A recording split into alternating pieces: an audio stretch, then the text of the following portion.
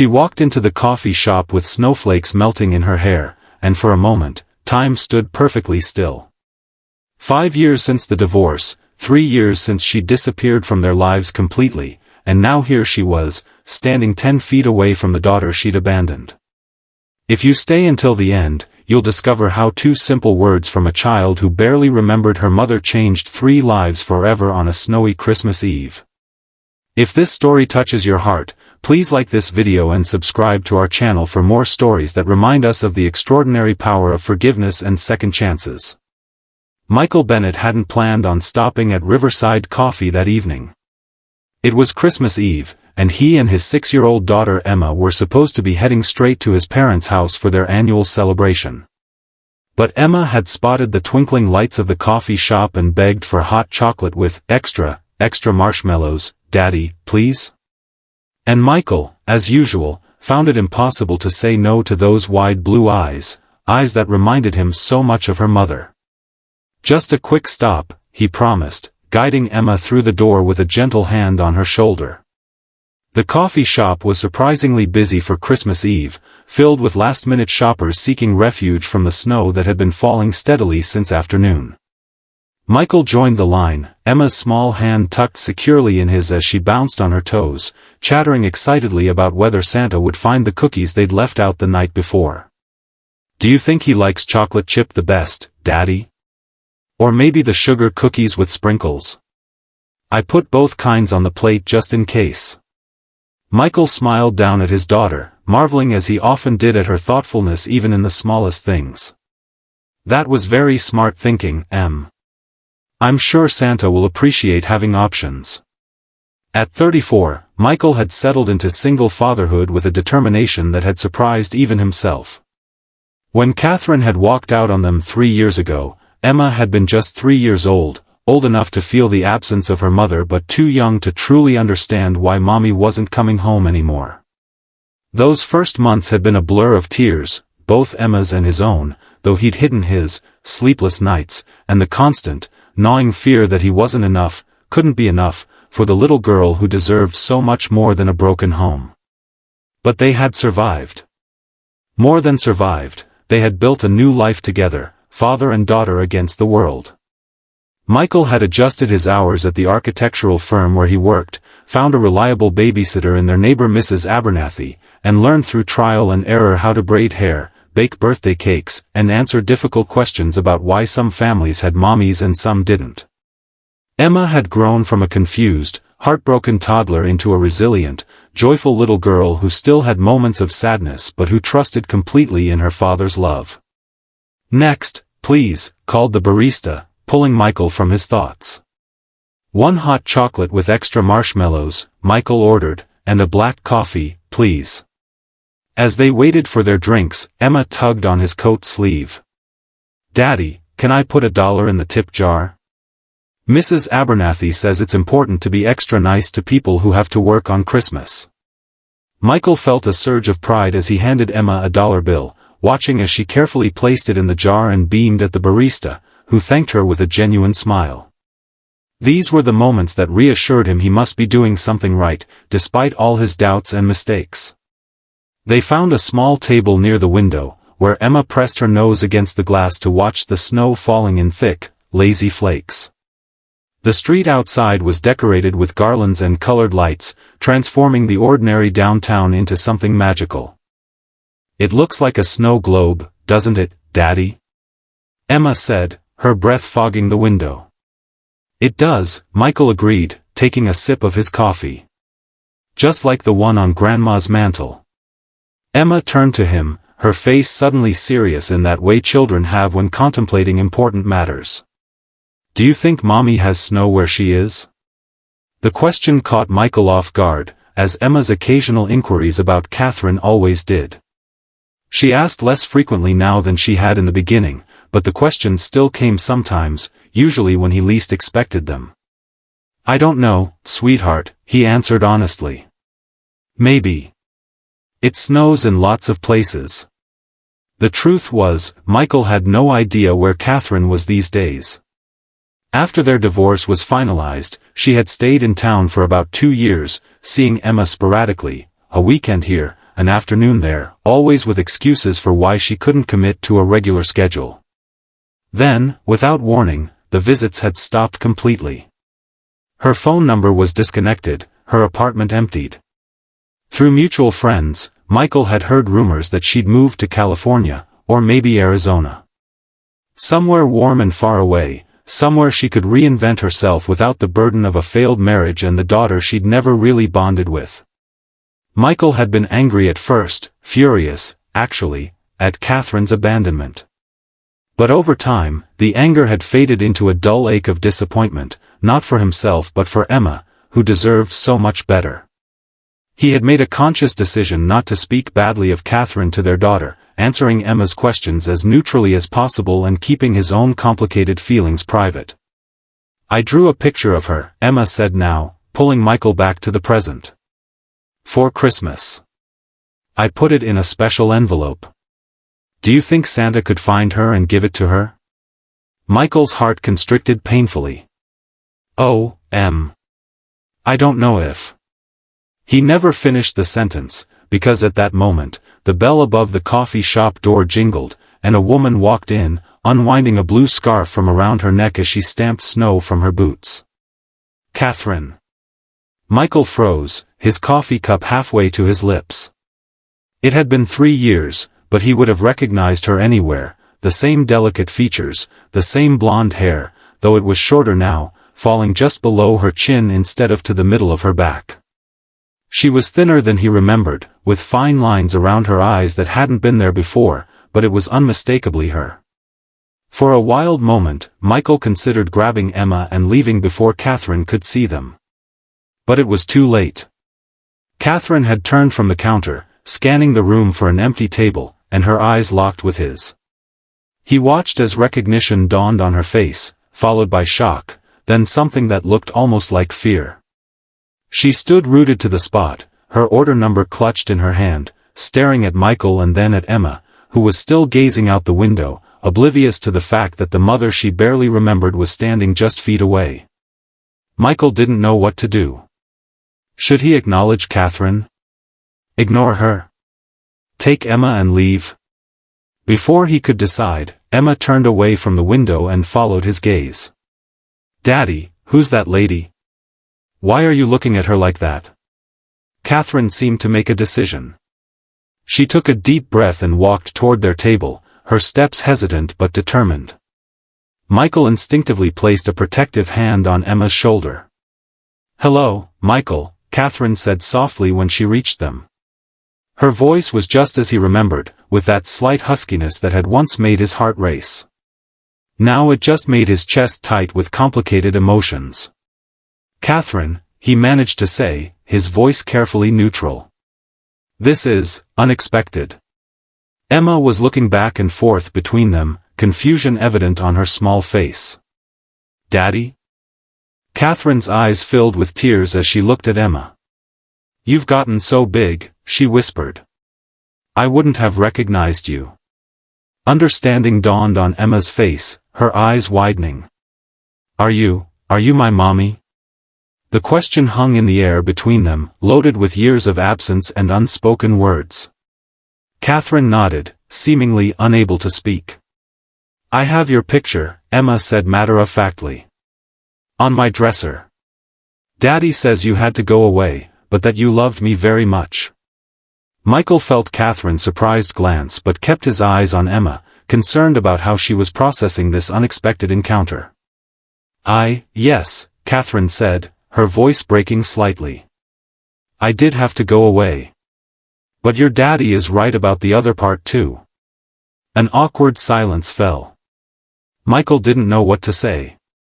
Part of him wanted to demand explanations. Where had she been? Why had she cut off all contact? How could she have left their daughter so completely? Another part wanted to shield Emma from whatever pain might come from this interaction. "Would it be okay if I sat down for a minute?" Catherine asked, directing the question to both of them. Before Michael could respond, Emma nodded enthusiastically. "Yes. You can have some of my hot chocolate if you want. It has extra marshmallows." A ghost of a smile crossed Catherine's face as she pulled out the chair across from them. "That's very kind of you, but I have my own drink coming. Extra marshmallows was always my favorite too." "Really?" Emma's face lit up at this small connection. "Daddy just likes boring coffee." "Some things never change," Catherine said, glancing at Michael's plain black coffee. There was a familiarity in the observation that made Michael uncomfortable, a presumption of knowing him that she had forfeited years ago. "What brings you back to town?" Michael asked, trying to keep his tone conversational for Emma's sake. Catherine fidgeted with the sleeve of her coat. "My father is sick. Cancer. I came back to try to make amends before it's too late." Michael nodded, feeling a complicated mix of sympathy and vindication. Catherine's relationship with her parents had always been strained, particularly with her father, whose approval she had sought and never quite received. It had been one of the many issues in their marriage, Catherine's unresolved family trauma that she had refused to address, preferring instead to run from difficult emotions. "I'm sorry to hear that," he said, and meant it despite everything. "Number 42, called the barista, and Catherine excused herself to retrieve her drink. When she returned, Emma was full of questions. "Do you live in a house or an apartment? Do you have a pet? I really want a dog, but Daddy says our apartment is too small. Do you know how to braid hair? Daddy tries really hard, but sometimes it comes out crooked and the kids at school laugh." Catherine answered each question patiently, revealing that she lived in an apartment in Seattle now, didn't have pets but loved dogs too, and yes, she did know how to braid hair. Michael watched the interaction with a strange detachment, as if observing a scene in a movie rather than his own life.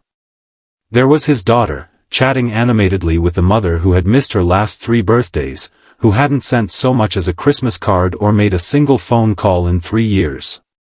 "Emma," he said gently when there was a pause in the conversation, "we should probably get going soon.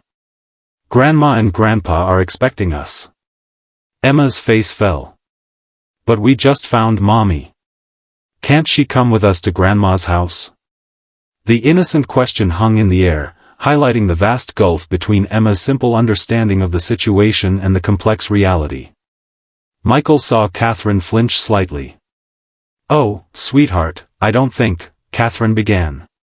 "Your mom probably has her own plans for Christmas Eve," Michael interjected, trying to soften the inevitable disappointment.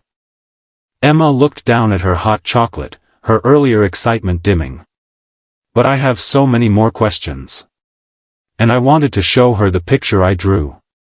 Catherine reached across the table hesitantly, as if unsure whether she had the right to touch Emma. Maybe we could meet again while I'm in town. If that's okay with your dad?" Michael felt torn.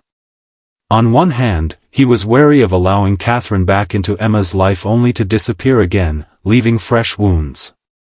On the other hand, looking at Emma's hopeful face, he couldn't bring himself to deny her this chance to know her mother, however briefly. "We could talk about that," he said carefully. "How long are you in town?" 2 weeks, maybe longer depending on how things go with my father." Emma, sensing an opening, pressed her advantage. "Please, Daddy.